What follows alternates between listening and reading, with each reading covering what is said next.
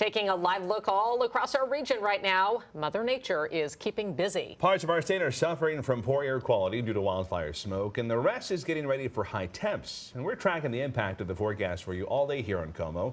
Meteorologist Chehalis looking at the new law that may help people beat the heat. But we begin with Chief Meteorologist Shannon O'Donnell for a look at what's in store in the coming days. Hi there, Molly and Steve. Yes, we are talking about the big three: the heat, the haze, and even a little bit of the humidity starting to take over here in western Washington within the next 48 hours. The heat top of mind. Temperatures the next couple of days will be well into the 90s through the urban core. Air quality starting to slip, and it's not terribly windy, but the wind direction is going to be key in bringing some of that wildfire smoke back into the lowlands of western Washington, including in Whatcom County. You can see in Linden, it's looking a little hazy there over the flower pots in the downtown corridor near the windmill. If we put the surface smoke forecast into motion, you'll see that where we already have a little bit of that low elevation smoke showing up, a little bit more is able to sneak on in right over the Cascades tomorrow morning and set up shop around parts of Whatcom and Skagit counties. It's terribly thick there in parts of eastern Washington, and you can see that thick smoke swirling around back toward Moses Lake and Coulee City tomorrow as well.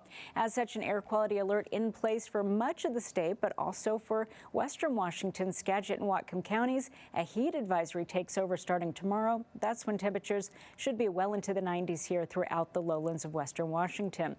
As we head later into the week, we also have to worry about a chance for thunderstorms, beneficial with the rain, not so much with that worrisome lightning. We'll talk about that ahead in my next forecast. All right, Shannon, thanks. As we ride out this heat wave, there is a new state law that benefits renters who want to get portable cooling units. KOMO's Stella Sun joins us live in Seattle's Green Lake neighborhood with more details about these new rights that tenants now have. Stella.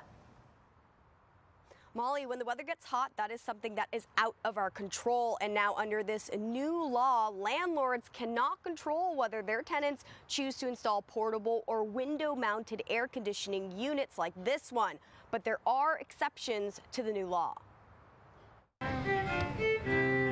In western Washington, some days it's hot, but it's still manageable for me.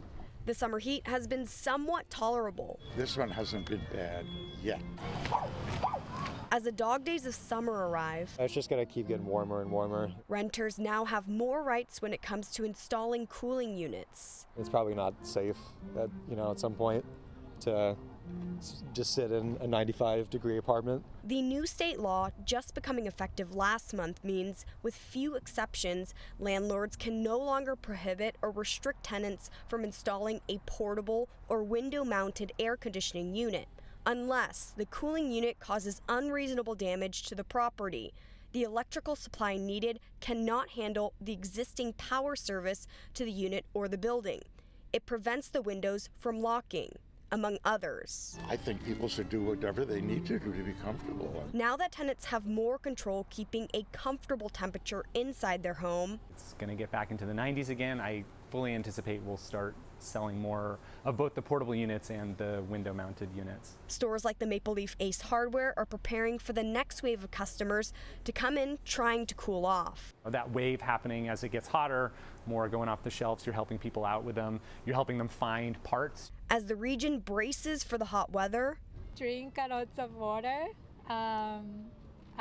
eat ice cream.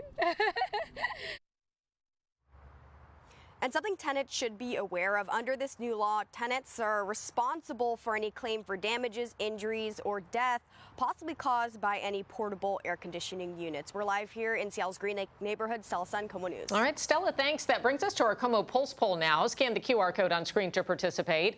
We're asking, how do you keep your home cool during northwest heat waves? And here's a live look at the results. More people are getting that AC. 69% say it's the air conditioning, 24% fans, and 7% I sweat it out. Again, if you'd like to weigh in, scan the code that's on your screen. It'll take you directly to the story on KOMOnews.com.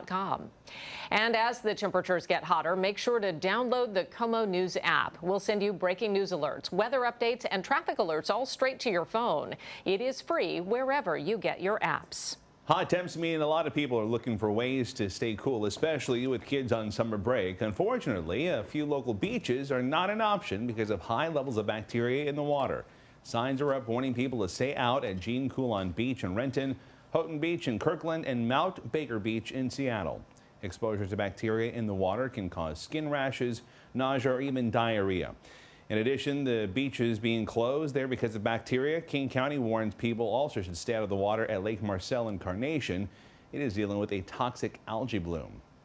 We are in the thick of wildfire season, and there are several wildfires burning across our state right now. The Kaiser Canyon fire in Okanogan County has grown by around 10,000 acres since just yesterday. It's now burning more than 60,000 acres in the town of Nespelem. Fire was started by a lightning strike on Thursday. It's 0% contained. 13 homes have been destroyed. There are 4 fires, all burning in the area where Whitman, Adams, and Franklin counties converge. The largest of those is the Lyons Ferry fire, which is just under 35,000 acres and is 28% contained.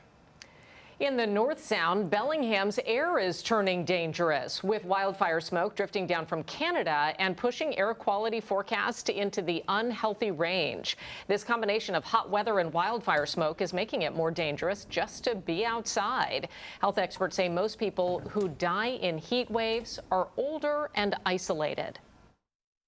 Check on neighbors, friends, family members that may not have somebody checking on them, and make sure that they're okay. And if you need somewhere to cool off or get a break from the smoke, the Bellingham Public Library and the Port of Bellingham Ferry Terminal are opening their doors to anyone who needs it.